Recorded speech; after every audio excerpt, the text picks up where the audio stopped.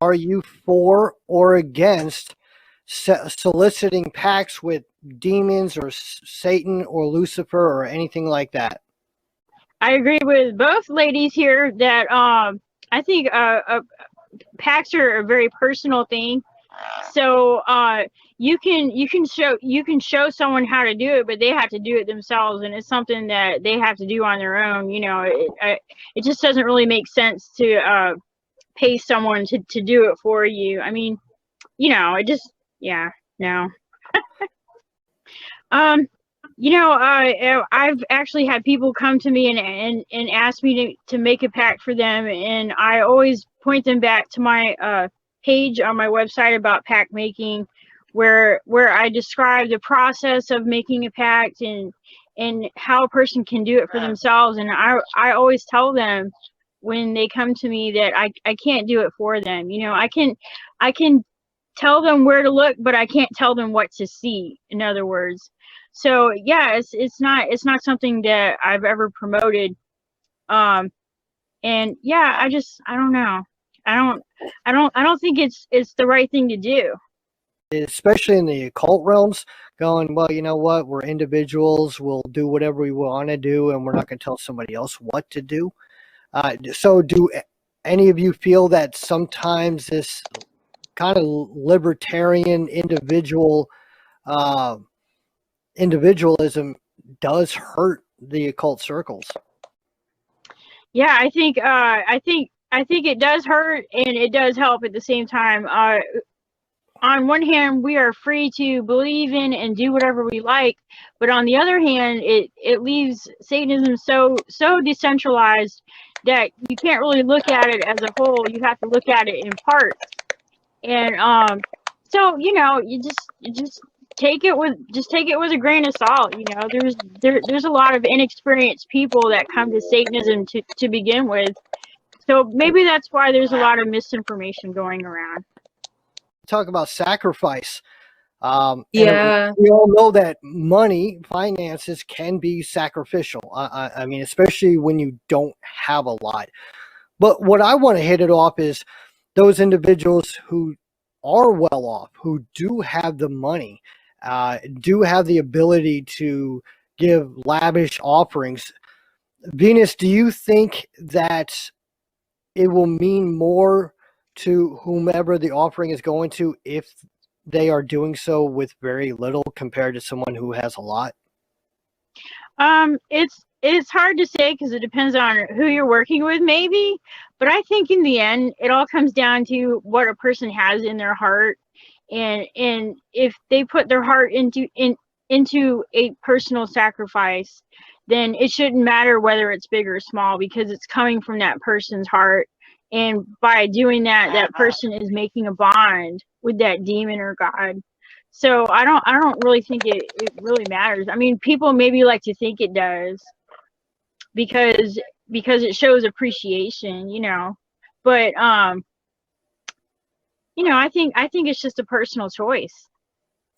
So, and Venus, same question at you. What is the best form of sacrifice that you would give within your practice? And again, I'm going to throw at you, what you do, would you claim it to be a sacrifice?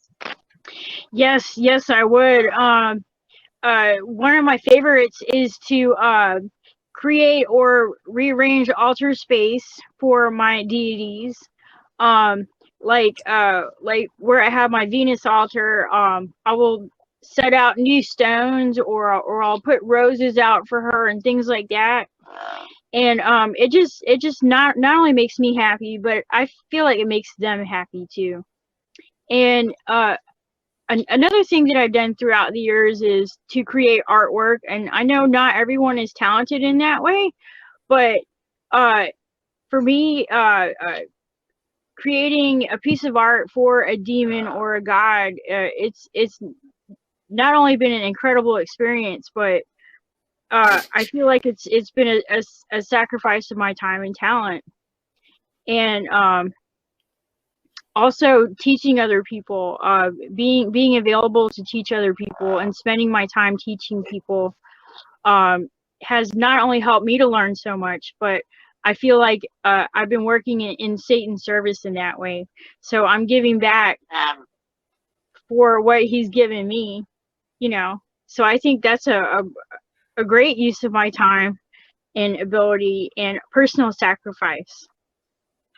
Do you think that blood or sexual fluids holds greater weight as far as an offering? Venus. I think it depends on what effect you're trying to create. You know, if your goal is to um, uh, cast some kind of love spell or a bonding spell, then yeah, you could use sexual fluid. But if you just want to cast a personal spell or to create a bond with a demon or to sign your pact with your name, then you could of course use blood. But that's I think things like that should be used very sparingly. It's almost like spice in a recipe. It just takes a little bit. You don't need too much, you know, just a little bit. That's all you need. What do you say to those who kind of go overboard and sacrifice quite a bit of fluid at one time, whether it's blood or, you know, tears or saliva or sexual fluids, or doing it very little on a daily basis? I think yes. I think it's important to do it safely. At least do it safely. Like it was a couple weeks ago. I seen on Facebook someone posted pictures of their ritual room, and it looked like a murder scene. I'm serious. It looked like a murder scene, and I was like, oh. But you know, whatever floats your boat, as long as you're knowledgeable and you know how to do it safely, and it doesn't really interfere with your life in a negative way, then I don't see anything wrong with it. When I'm guessing when one decides to walk the occult path, whether it's diabolism or Satanism or Luciferianism, they lose friends, they lose family members. I mean, I'm sure all three of you have come across this and have experienced this. Well, I'm lucky in that I wasn't really raised Christian, so when my parents found out that I was interested in Satanism, they didn't really do anything about it. You know, they just do my own thing, which I thought was awesome. But I quite a few people over the years who have told me stories about how their family basically disowned their choice to become a Satanist. So yeah, that's a great personal sacrifice. If the path means that Have much you to lost any you, friends? oh Sorry, well, Venus, you have you know, lost any friends though, or people not wanting to get to know you because they know you're a Satanist, and then they see you have a YouTube channel and a website? Then does that blow anyone away in the wrong way? it might, but if a person is willing to get that close to me, they can either accept me as I am, or they can just walk away. I'm not gonna get upset over that, you know. So I have very few friends in real life offline, and the people that I am good friends with are also into the occult, into magic, and things like that. You know, I try to surround myself with people that are going to be a positive influence on me. Will a deity or a demon or Satan or Lucifer or whatever seek out a newcomer and help guide them, or is it best for them to go and seek out a deity? It's that question of, will they choose me or do I have to choose them? They don't want to work with you, they won't. They'll outright ignore you. I find that these things only tend to get aggressive towards you if you force it. Never force anything. And I say aggressive, it's not like something's going to appear and beat you up in your room. It's more or less you're going to start to have a lot of downfall in your life and nothing's going to go good, a string of bad luck, whatever it is. So don't force these things. But if it calls out to you, like, you know, like for example, Satan's calling out to you, or any deity, their name is always going to be popping up in odd places to you, or you're just always going to be thinking of them, dreaming of them out of the blue for no reason. And that's your sign. Like, they're pulling towards you to, like, hey, I'm here, come and know me, you know, or get to know me. This is what I find. Venus, do you agree with that, or do you have a different opinion? I do agree with it, and that has been my experience throughout the years. And I think that as long as a person remains open to having those kind of experiences, the right forces that you're meant to work with are going to eventually find you. So it's just a matter of being open to it and being available and being interested. Um, there's times when I have reached out to certain demons, and I just felt like the timing wasn't right, or the situation just didn't feel right, so I ended up leaving and dropping it. You know, so it just depends. Working with a demon or a god, it's a personal experience. It's like building a relationship. So you can't just expect things to go great right off the bat. You have to work at it and make it a relationship. How do you Yeah. reconcile working with demons from an Abrahamic sense, since said demons and their attributes come with harsh Shemitic roots? Venus? Well, I think it just depends on what demon you're really talking about, and then if you go and look at the histories of a lot of these demons, you'll find that they have roots that stretch far back beyond Christianity and Judaism, and they're often based on older guys from other religions, and the the gods of old become the demons of the new. So they have they might have a richer history than what is just presented by the Christian or Abrahamic view. So it just depends, it just depends. What other forms of offerings do you give to Satan or any other gods, or is it only Satan that you're giving offerings to?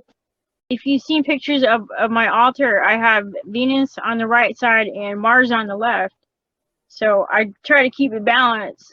So I have once in a while I will buy flowers for my Venus altar, and then at other times I'll leave little sigils or notes over at my Mars altar. And then in the times past where I work with demons, I feel like drawing their sigil is a very important part of connecting with them, and things like that. So it just depends on what I'm working with. If I'm working with a demon, I might create a piece of art, or I might burn certain types of incense, or work with certain types of oils, or do sigil work and things like that. So it just depends. Well, So what I it would varies. what I would like to know is, you said on your altar you have offerings to Venus and to Mars, and I'm trying to think, from a heathen standpoint, from a reconstruction standpoint, it is how do you reconcile using cultural deities with Satan or Lucifer or the demons? I mean, how do you keep that balanced? Well, it just depends. I mean, the experiences I've had in working with these various gods has really enriched my personal life, and it has taught me a lot, and it has changed me for the better. So I see nothing wrong in branching out and working with different types of deities. I don't really restrict myself to just Satan, although Satan is my favorite. And Satan is the reason why I walk the left-hand path. But I feel like branching out every once in a while and finding other deities to work with has really developed my spirit, and it's developed my magic, it's developed my understanding of the world. So, it's been helpful. Have you ever seen Satanists, Luciferians, etc., where they will draw out let's say they'll print off a goetic sigil and they'll trace it with their own blood? Do you feel, in your own opinions, that actually brings it more power, or you're just wasting blood? The one time that I worked with Belial for over a year, the one and only time that I drew his sigil, I drew it with the dragon's blood ink, because I didn't see personal reason why and actually I didn't even want to connect with him in that way. Like I didn't want to have a personal blood connection with a demon, you know. That's something I would save for just Satan, you know. That's something I would save for Satan. So what's the difference between spiritual Satanists and religious Satanists? Well, I think spiritual Satanism is more free and more personalized. Um, there's a lot of religious Satanists that perhaps choose to follow the teachings of a specific type of teacher or a specific group. They have specific beliefs. They might celebrate the holidays, or they have a strictly religious view of Satan. But for people like me, I'm not really bound to any of that. So I kind of just take it as it comes, and I make my own path. You know, I'm a lot freer than what someone would be if they chose to really strictly adhere to some of the popular beliefs about Satanism. And I don't think there's anything wrong with that. It just depends on a person's personal view, you know, of the way people like to approach magic and religion and the occult. Yes, I just want to say that I'm really thinking about making that video where I talk about people that pay for packs. I don't think it's right, and I think we should get out there and say something about it. So I'm gonna make a video on that next. Awesome. And also, yeah, and also I think the idea that Satanists sacrifice animals, the whole thing comes from Christians and what happened in the 80s with the satanic panic and things like that. So there's still that myth out there. There's still like just recently I told someone that I was a Satanist, and she joked around and said, ha ha ha, well, I hope you don't sacrifice animals. You know, no, but that's what people think about Satanists, and I don't like that. But I think times are changing, definitely. I'm the kind of person, I absolutely adore animals. You know, I have my parrot, I had 2 cats, and also my shop. A percentage of every sale gets donated to the ASPCA because I think that animals should be taken care of. You know, I think they're closer to nature than we are. So you know, I think there's a lot of work to be done when it comes to dispelling the myths and misconceptions about Satanism.